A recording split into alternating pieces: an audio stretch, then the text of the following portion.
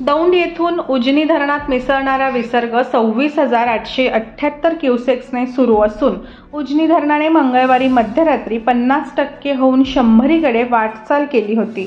सध्या उजनी धरणाची पातळी 54.03% झाली आहे।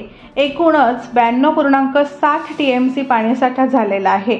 भीमा खोऱ्यातील धरण परिसरात सातत्याने कमी अधिक प्रमाणात पाऊस चालू असल्यामुळे उजनी धरणात मिसळणाऱ्या दौंड येथील विसर्गात कमी जास्त प्रमाणात पाणी येत आहे।